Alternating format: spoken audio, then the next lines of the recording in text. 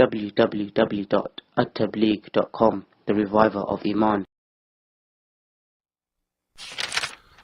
الحمد لله نحمده ونستعينه ونستغفره ونؤمن به ونتوكل عليه ونعوذ بالله من شرور أنفسنا ومن سيئات أعمالنا من يهده الله فلا مضل له ومن يضلله فلا هادي له ونشهد أن لا إله إلا الله وحده لا شريك له ونشهد أن سيدنا ومولانا محمدا عبده ورسوله أما بعد قال النبي صلى الله تعالى عليه وسلم حسنوا أموالكم بالزكاة وداووا أمراضكم بالصدقة واستقبلوا أمواج البلاء بالدعاء أو كما قال عليه الصلاة والسلام۔ بزرگان محترم، معزز خواتین، مائیں بہنیں اور بیٹیاں،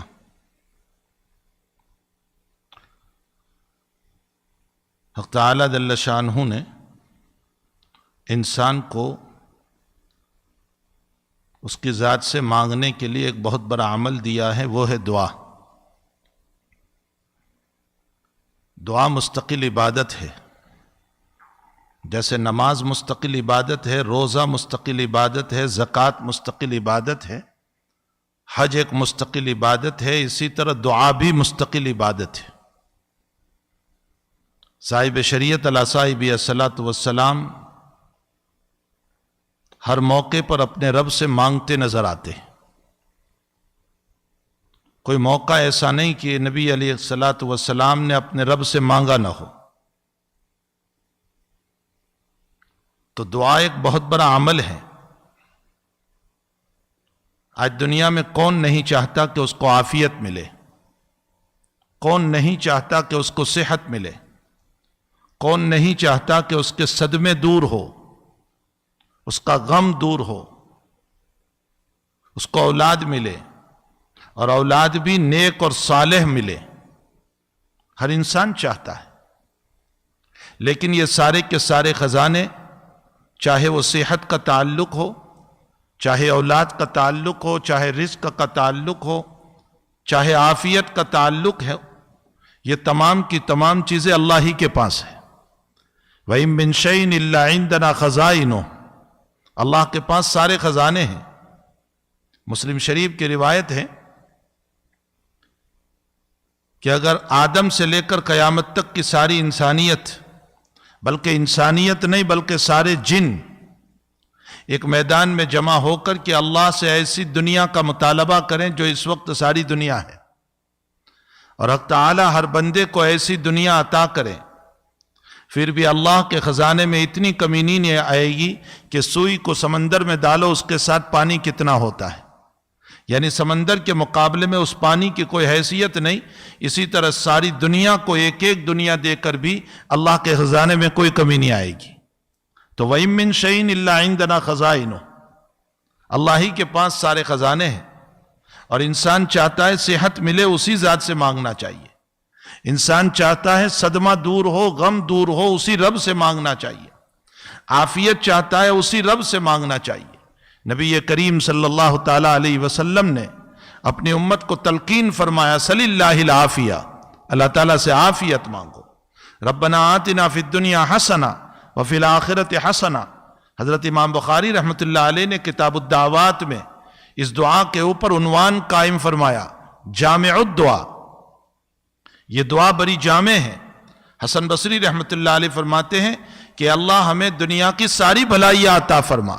تو حسنہ کے اندر دنیا کی تمام چیزیں آ گئی، چاہے وہ دولت ہو، اولاد ہو، سکون ہو، پراپرٹی ہو، مکان ہو، یہ ساری چیزیں ربنا آتنا فی الدنیا حسنہ میں آ گئی۔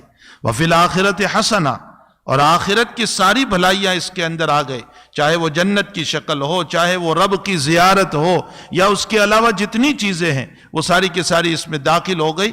اسی لیے نبی اکرم صلی اللہ علیہ وسلم نے فرمایا کثرت سے یہ دعا پڑھتے رہو، ربنا آتنا فی الدنیا حسنہ وفی الآخرۃ حسنہ وقنا عذاب النار۔ لیکن دعاؤں کے لیے کچھ شرائط ہیں۔ سب سے پہلی شرط تو یہ ہے کہ انسان اخلاص کے ساتھ دعا کرے۔ ریاکاری نہ ہو، دکھلاوا نہ ہو، شہرت نہ ہو، کسی کو بتانا نہ ہو۔ دعا الفاظ کا نام نہیں ہے، دعا بولوں کا نام نہیں ہے، دعا کیفیت کا نام ہے۔ انسان کی اندر کی جو کیفیت ہوتی ہے اس کا نام دعا ہے۔ انسان جس کیفیت کے ساتھ اللہ سے مانگتا ہے اللہ تعالیٰ اسی کیفیت کے ساتھ اس کو عطا فرماتے ہیں۔ اَمَّن يُجِيبُ الْمُضْطَرَّ إِذَا دَعَاهُ، جب انسان بے چین ہو کر رب سے مانگتا ہے حق تعالیٰ جل شانہ اس کو عطا فرما دیتے۔ بعض اکابر نے اپنی کتابوں میں ایک واقعہ لکھا ہے کہ حجاج ابن یوسف طواف کر رہا تھا اور اس درمیان ایک نابینا انسان بھی طواف کر رہا تھا، اور طواف کے درمیان وہ دعا کرتا جا رہا تھا، اے اللہ مجھے بینائی دے دے، اللہ مجھے بینائی دے دے، اللہ مجھے بینائی دے دے۔ دنیا جانتی ہے کہ حجاج جو ہے انتہائی درجے کا ظالم تھا، جس نے ظلم میں کوئی کمی نہیں رکھی تھی، جس نے صحابہ کرام رضوان اللہ تعالی علیہ مجمعین کو شہید کیا تھا، جس نے بڑے بڑے تابعین کو تہہ تیگ کر دیا تھا اور شہید کر دیا تھا۔ کون نہیں جانتا اس کو؟ حجاج ابن یوسف نے اس نابینا سے کہا کہ یہ جو تو بول رہا ہے زور زور سے مجھے بینائی دے دے، تو ریاکار ہے، تو مکار ہے۔ میرے طواف کے 4 چکر باقی ہے، اگر ان 4 چکر کے اندر میرے طواف کے ختم ہونے تک اگر تیری بینائی واپس تجھے نہیں آئی تو میں تجھے قتل کر دوں گا۔ اب اس غریب پر 2 حالات، ایک تو بینائی نہیں ہے اور دوسرا قتل کا اعلان ہے۔ اس نے اور اضطرار اور بے چینی کے ساتھ دعا کرنا شروع کیا کہ اے اللہ مجھے بینائی دے دے، اب تو میری جان کا خطرہ ہو گیا۔ لکھنے والوں نے اس واقعے کو نقل کرتے ہوئے حجاج کے ان حالات میں لکھا ہے کہ اس کا طواف پورا نہیں ہوا کہ اللہ نے بینائی عطا فرما دی۔ کیوں؟ اس لیے کہ اس کے دل کا اضطراب، بے چینی، اس کی کیفیت۔ حضرت امام بخاری رضی اللہ تعالیٰ عنہ نابینا پیدا ہوئے تھے، بینائی نہیں تھی، بلائنڈ تھے۔ ان کی ماں روزانہ رات میں اللہ سے مانگتی تھی، دعا کرتی تھی، روتی تھی۔ ان کے ماں کی طرف ان کے ماں کا رونا، ان کے ماں کی کیفیت قلبی اور اندر کا اضطراب اور اندر کی بے چینی وہ رنگ لائی، اور قریب 1.5-2 سال کے امام بخاری ہوئے ہیں۔ اللہ تعالیٰ نے بینائی کو لوٹا دیا، اور ماں رات میں سوئی ہے، اور ابراہیم علیہ السلام خواب میں آ کر فرما رہے ہیں کہ بہن اللہ تعالیٰ نے تیرے بیٹے کو بینائی واپس کر دی۔ یہ ماں کے اندر کی بے چینی، یہ کیفیت تھی۔ تو دعا جو ہے وہ الفاظوں کا نام نہیں ہے، دعا صرف بولوں کا نام نہیں ہے کہ میں بول لوں، پڑھ لوں اور یہ دعا ہو گئی۔ دعا ایک کیفیت کا نام ہے جس کا تعلق قلب سے ہے۔ اسی لیے نبی علیہ السلام کی ایک دعا عجیب و غریب ہے، اللہم انی اسألک مسألۃ المسکین، اے اللہ میں تجھ سے ایسے سوال کرتا ہوں جیسے ایک مسکین سوال کرتا ہے، جیسے ایک مانگنے والا سوال کرتا ہے۔ اللہم انی استر بدعائک المسترین، اے اللہ میں تجھ سے ایسے مانگتا ہوں جیسے دنیا کا پریشان حال، دنیا کا بے چین انسان، مضطر جو بے چین ہو کر کے کسی مالدار کے سامنے اضطراری حالت میں، بے چینی کی حالت میں سوال کرتا ہے، ویسے محمد الرسول اللہ صلی اللہ تعالی علیہ وسلم تیرے دربار میں مانگ رہے، اللہ کے دربار میں مانگ رہے۔ اور میرے بھائیوں، ہم دنیا میں دیکھتے ہیں کہ جب کوئی مظلوم اور جب کوئی سائل اور جب کوئی مانگنے والا ہمارے پاس آتا ہے، اس کے کپڑوں سے ہمیں پتہ چلتا ہے کہ یہ ضرورت مند ہے، اس کے حالات سے ہمیں پتہ چلتا ہے کہ یہ ضرورت مند ہے، اس کے کلمات سے ہمیں پتہ چلتا ہے، اس کا چہرہ ہم کو بتاتا ہے۔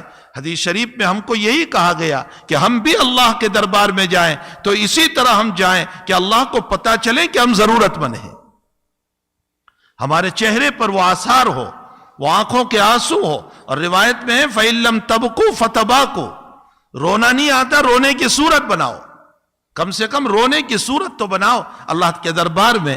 اور جو ہے ہم اس شکل کے ساتھ اللہ کے دربار میں پہنچے کہ اللہ تعالی ہم کو عطا فرما دے، اس کو رحم آ جائے، اس کو ترس آ جائے، تو اخلاص بہت بڑی چیز ہے۔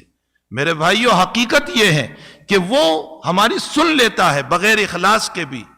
دنیا میں اگر ہم کسی کے پاس مانگنے جائیں اور سوال یہاں ہو رہا ہے اور چہرہ یوں پھیر کر کے مانگ رہے ہیں تو دنیا کا انسان ہم کو نکال دے گا کہ مانگ مجھ سے رہا ہے اور چہرہ کسی اور کی طرف ہے۔ لیکن رب کریم کا فضل ہے، کرم ہے، عنایتیں ہیں کہ جب ہم اس کے سامنے مانگتے ہیں تو اس مانگنے کے درمیان کبھی ہمارے دل کی توجہ کسی اور کی طرف، کبھی اس کی طرف، کبھی اس کی طرف، بغیر یقین کے مانگ رہے ہیں، لیکن اس مالک نے کبھی دھٹکارا نہیں ہمیں، کبھی ہمیں ذلیل نہیں کیا، کبھی ہمیں رسوا نہیں کیا، کبھی اعلان نہیں کروایا کہ نکل جاؤ میرے پاس سے۔ ایک بزرگ کے باب میں لکھا ہے کہ روزانہ رات میں اٹھ کر دعا کرتے تھے، اے اللہ تیرا گنہگار بندہ، تیرا عاصی بندہ تیرے سامنے ہاتھ پھیلا کر کھڑا ہے، 2-4 رکعت پڑھ کر کے تجھ سے معافی مانگ رہا ہے، معاف کر دے۔ اور غیب سے آواز آتی تھی کہ قبول نیس، قبول نیس، قبول نہیں ہے، قبول نہیں ہے۔ رومی نے یہ واقعہ نقل کیا ہے معارف مثنوی کے اندر، علامہ رومی رحمت اللہ علیہ نے،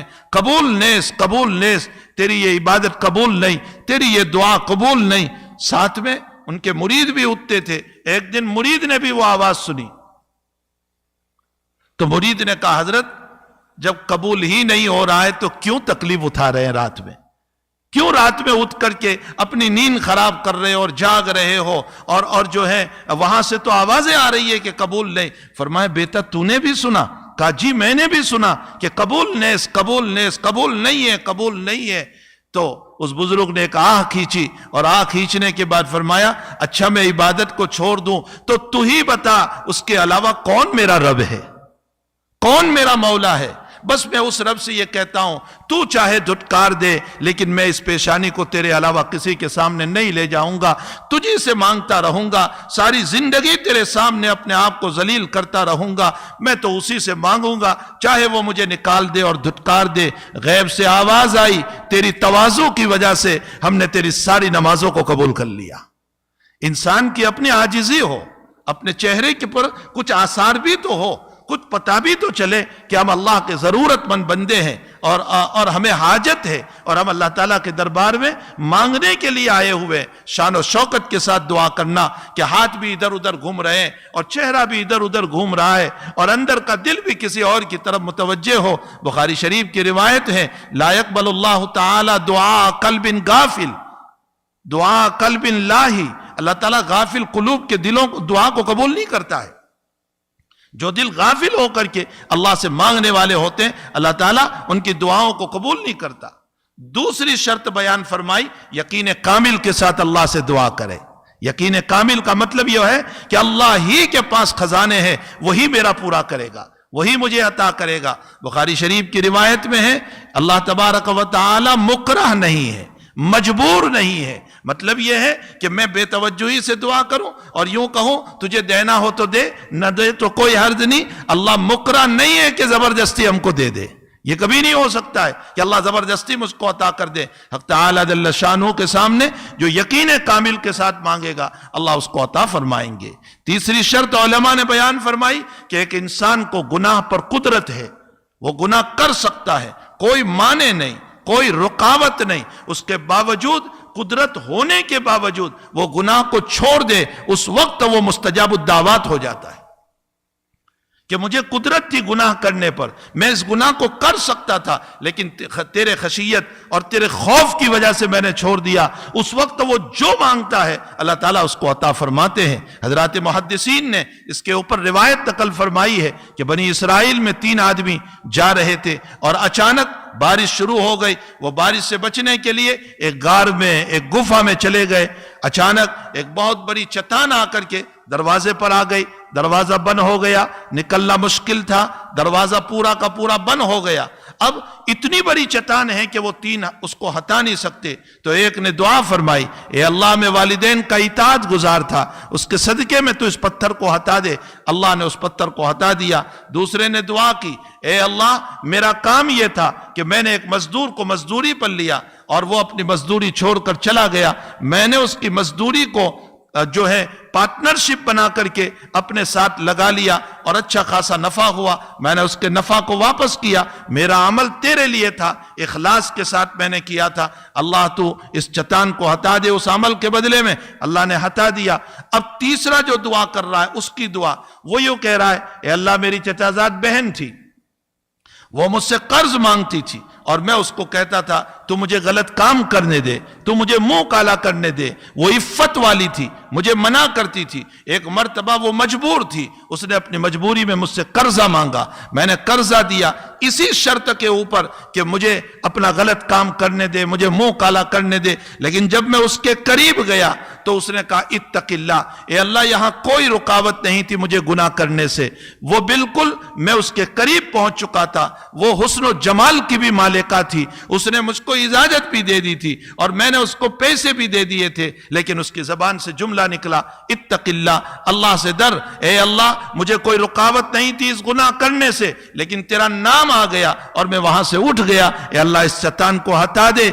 गुनाह की कुदरत के बावजूद गुनाह न करना, इस पर अल्लाह ने इसकी दुआ को कबूल फरमाया। मुहद्दिसीन लिखते हैं कि एक इंसान को गुनाह पर कुव्वत हो, ताकत हो, और फिर भी वो गुनाह को छोड़ दे। सूद खाने पर कुव्वत है, न खाएं, और हुस्न और जमाल वाली औरत के साथ गलत काम करने पर कुव्वत और ताकत है, पैसे भी है, कोई रुकावत नहीं है, लेकिन खशियत खुदाबंदी की बुनियाद पर एक इंसान को ताकत और कुव्वत है किसी को मारने की, लेकिन वो छोड़ दें इसको। एक इंसान को जबान अल्लाह ने दी है, वो गीबत कर सकता है, लेकिन वो छोड़ दे उसको गुनाह समझकर। तो कुव्वत और ताकत होने के बावजूद जब इंसान गुनाह को छोड़ देता है तो वो मुस्तजाबुद्दावात हो जाता है, अल्लाह उसकी दुआ को कबूल करता है। हक तआला जल्ल शानु उसकी उस वक्त की बात को कबूल कर लेता है। तो शर्त यह भी है कि हम गुनाह को छोड़ने वाले बने। सैयदना अब्दुल कादिर जिलानी रहमतुल्लाह अलैह फरमाते हैं, तुम गुनाह के छोड़ने वाले बनो, अल्लाह तुम्हारी दुआ को कभी रद्द नहीं करेगा। बहुत प्यारा जुमला फरमाया, तुम गुनाह को छोड़ने वाले बन जाओ, अल्लाह तुम्हारी दुआओं को कभी रद्द नहीं करेगा। तो इखलास भी हो, यकीन के साथ अल्लाह से मांगना भी हो, हम गुनाह को छोड़ने वाले भी हो। फिर साथ साथ एक बात यह भी याद रखें कि हम अल्लाह से जो चीज मांगते हैं वो यकीनन वो देता है अगर हम उसके लायक होते हैं, और अगर लायक नहीं होते हैं तो उसकी जगह कोई मुसीबत को हटा देता है, और अगर कोई मुसीबत भी नहीं आती तो अल्लाह कभी बार बार हमारे पास से मंगवाता है। मैं इसकी एक मिसाल देकर अपनी बात खत्म करूं। बहुत सी मर्तबा होता यह है, मेरा मासूम लाल, मेरा बेटा या मेरा नवासा या मेरा पोता जो है वो छोटा सा है, वो जब हमसे कोई चीज मांगता है तो नाना को, दादा को, अब्बा को, बाप को उसका मांगना बड़ा अच्छा लगता है। उसका तरीका जो है ना मांगने का, उसका प्यार भरा जुमला जो हुआ करता है, अब्बू जी दीजिए ना, नाना जान दीजिए ना, दादा जान दीजिए ना, वो जिस अंदाज से बोल रहा है उसका मांगना हमको बड़ा अच्छा लगता है। तो हम दूसरों को कहते हैं, भाई साहब आओ ना, मेरा बच्चा कैसे मांग रहा है, मेरा नवासा कितने प्यार से मांग रहा है, मेरा प्यारा कितने प्यार से मांग रहा है, हम सबको दिखाते हैं। ये मतलब नहीं है कि मैं अपने बच्चे को देना नहीं चाहता हूं, मैं देना चाहता हूं, लेकिन जरा लोगों को बताता हूं कि मेरा बच्चा कितने प्यार और कितने लार से और कितनी मोहब्बत से और कितने आजिजी वाले कलेमात से मुझसे मांग रहा है। हम भी अल्लाह से जब मांगते हैं तो अल्लाह से मांगने के बाद तआला जल्ल शानु एक मर्तबा, दो मर्तबा, चार मर्तबा, बज़ाहिर हमें यह लगता है कि अल्लाह हमारी दुआ नहीं सुन रहा है, वो सुन रहा है। वो रातों के खलवतों में काले पत्थर पर चलने वाली काली चूती की आवाज को सुनता है, तो क्या मेरी दुआ को वो नहीं सुनता? यकीनन वो सुनता है, लेकिन वो अपने फरिश्तों को बताता है, मेरे फरिश्तों देखो ना, मेरा बंदा कितनी आजिज़ी से मांग रहा है, कितने प्यार से मांग रहा है, कितनी मोहब्बत से मांग रहा है। और जब फरिश्तों को दिखाता है तो अल्लाह खुश होता है, और फिर खुश होने के ऊपर अल्लाह झोली को भर देता है। एक आखिरी बात समझ लें, वो ये कि इधर मांगे इधर कबूल हो जाए, ऐसा नहीं हो सकता है। मांगे और फौरन हो जाए, ऐसा नहीं हो सकता है। मूसा अलैहिस्सलातु वस्सलाम ने फिरौन के बाप में 40 साल तक दुआ की, तब जाकर के मूसा की दुआ पूरी हुई। नबी अकरम सल्लल्लाहु अलैहि वसल्लम ने मक्का वालों के बाप में बुखारी शरीफ में है कि मक्की जिंदगी में दुआ की थी, अल्लाहुम्मा अलैका बि कुरैश, अल्लाहुम्मा अलैका बि अबी जहल, अल्लाहुम्मा अलैका बि उतबा, अल्लाहुम्मा अलैका बि शैबा, अल्लाहुम्मा अलैका बि रबिया, अल्लाह इन सब की पकड़ कर ले। ये मक्की जिंदगी में दुआ की, और 6 साल के बाद, 5 साल के बाद जाकर नबी की दुआ का ज़ुहूर बदर के अंदर जाकर के हुआ, और नबी की दुआ पूरी हुई। जब नबी अलैहिस्सलाम की दुआ 5 साल के बाद ज़ुहूर पजीर होती है, मूसा की दुआ 40 साल के बाद ज़ुहूर पजीर होती है, तो मेरा मसला ये कैसे हो सकता है कि मैं फजर में मांगू और ज़ोहर में हो जाए, और ज़ोहर में मांगू और असर में हो जाए, और असर में मांगू और मगरिब? ये नहीं हो सकता है। अल्लाह के वहां वक्त है। इंशाअल्लाह दुआ के सिलसिले में फिर अगली नशिस्त में अल्लाह ताला ने तौफीक दी तो चंद बात हम करेंगे, ताकि हमें आदाब दुआ मालूम हो। अल्लाह हम सबको सही दुआ करने की, अल्लाह से मांगने की, रुजू इल्लाह की और उस जात से होने का यकीन नसीब फरमाए। वसल्लल्लाहु अला नबिय्यिल करीम बिरहमतिका या अरहमर राहिमीन।